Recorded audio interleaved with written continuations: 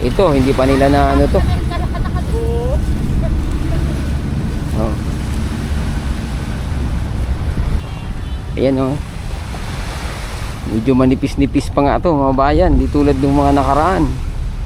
Habagat lang to hindi pa bagyo. Oh, ayan oh.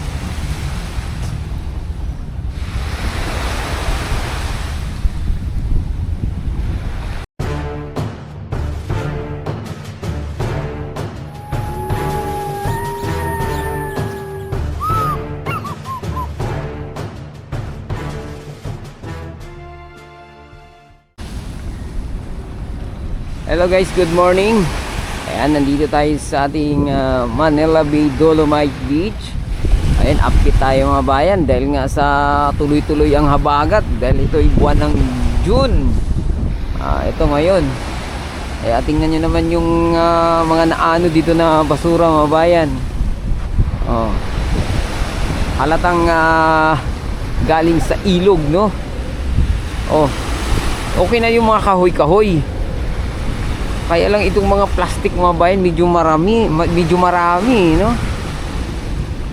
Buti na lang masisipag yung ating kawani ng MMDA at saka DNR mga bayan at kanina lang yung Philippine Coast Guard andito rin.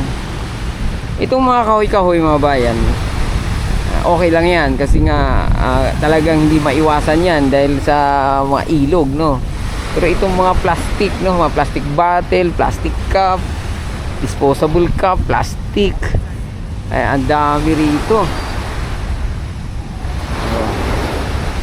Ayan no, buti lang masisipag yung ating mga empleyado ng MMDA mga bayan at saka DNR, DPS. Ito ngayon yung ginawa nila dito, no? Medyo salubong sila sa paglilinis dito, no? Itong part na to nalinis na nila kasi nga pag nalinis nila ito may konti meron na naman din sa yung mga nakalutang pa dito ayan ayan nakalutang pa yan mga bayan. Pag nag low tide na naman yan or nag high tide hampas ng alon pabalik na naman yan dito yan.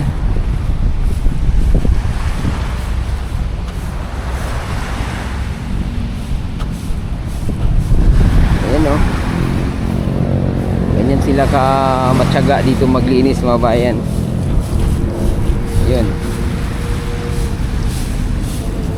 binawalis tapos binibistay ng husto para hindi masama yung dolomite sand sa mga sako. Ayan sila.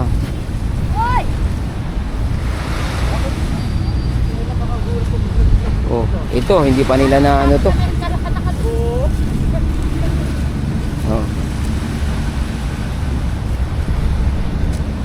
Ayan, hanggang doon pa yan.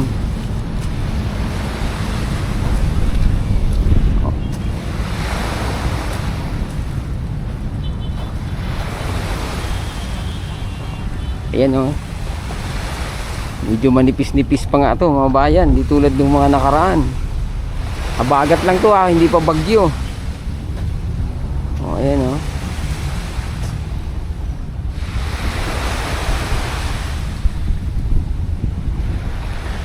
nagbanig na naman yung mga ito nga talaga ito kita nyo naman yan plastic disposable cup, plastic wrapper ng mga kilalang brand. Kaya hindi talaga mapasinungalingan yung report ng Greenpeace International mga bayan one of the garbage contributor in the Pacific Ocean is the Philippines. Ayan lang. Kasi di ba nung one time sa area ng Palawan ba yun? Hindi ako nagkakamali mga bayan. Nakita yung napakalawak na basura na nakalutang sa area ng Palawan mga bayan Lalo na pag kung tawagin sa amin ni sugmok, makikita namin yung mga basura sa laot.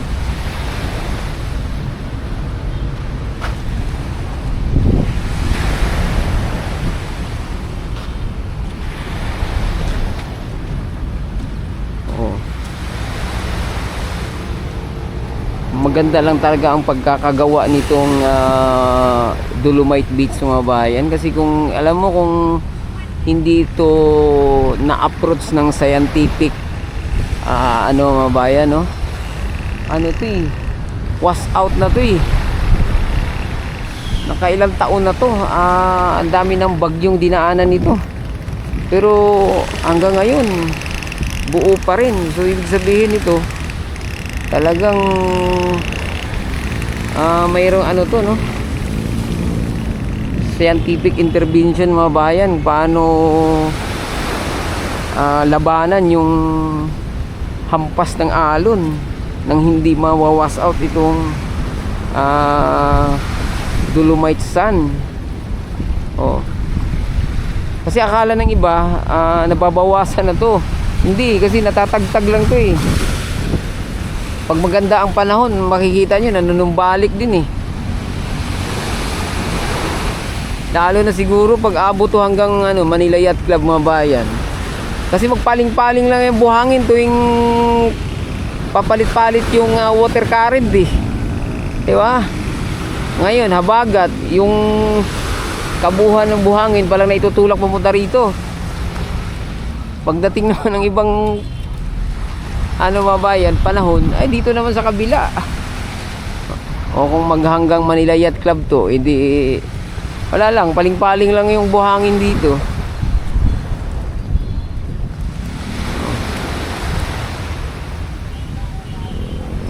Grabe oh. Eh ganun talaga rito pag panahon ng habagat mga bayan. Mas matindi pa nga yung dinanas dito sa mga nakaraang taon, no? Although ngayon tagtag na to, kaya mas mainam nito to eh, maripilan to eh, para yung landscape niya mga bayan mapanatili tuwing magandang panahon, no?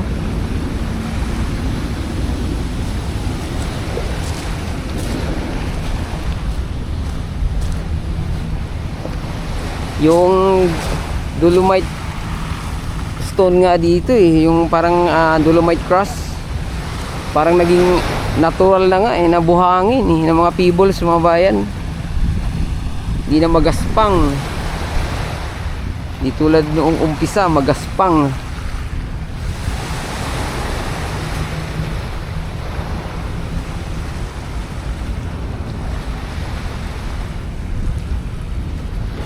Oh, ito, nadaanan na nila to kanina. Kaya lang, dahil nga sa maraming pang nakalutang, balik na naman.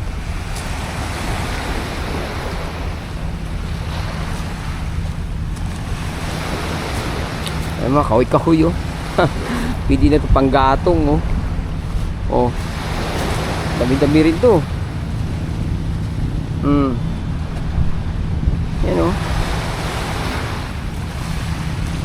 Mga gatong sa panaderia.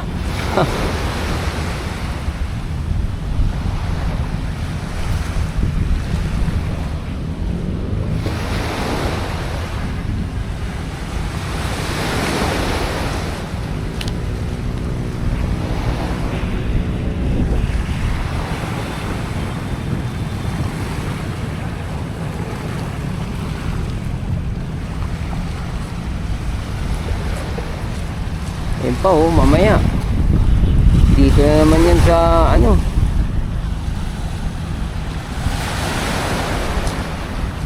Dalampasigan.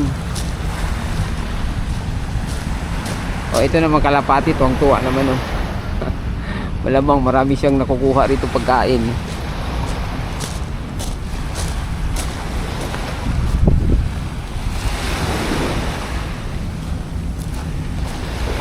Tingnan nyo yung tubig dagat natin. Dati itim, pag ganitong panahon mga bayan, ang itim yan. Ngayon oh, nagkulay brown na lang oh. Ang laki talaga ng ano pagkakaiba nung hindi pa to naayos tong Manila Bay mga bayan. Hindi na dredging. Ayan oh, kulay brown lang. Parang humalo lang yung tubig ilog dito sa dagat. Dati yan itim yan ha.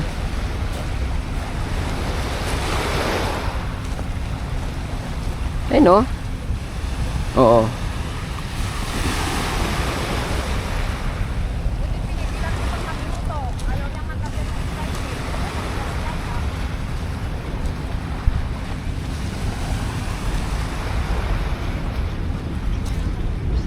Hindi, ito ko nga sabihin, pag si Ningning ang nagluto na ito ka.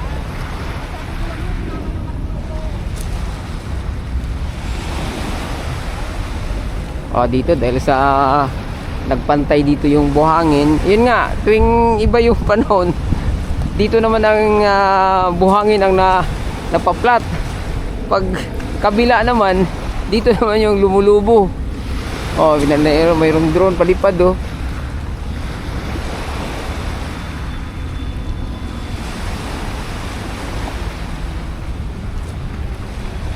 Yung mga hindi sanay sa tabing dagat mga bayan, iisipin nila to, wala na, sira na yung Manila Bay, Dolomite Beach, no? Ayan o, napasukan na mga bayan.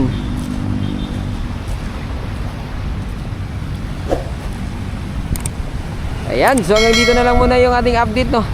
Huwag kalimutan nga mag-subscribe at i-click ang ating notification bell para ma-update kayo sa mga susunod pa nating video dito sa Manila Bay. Adios amigo, bye-bye, salamat.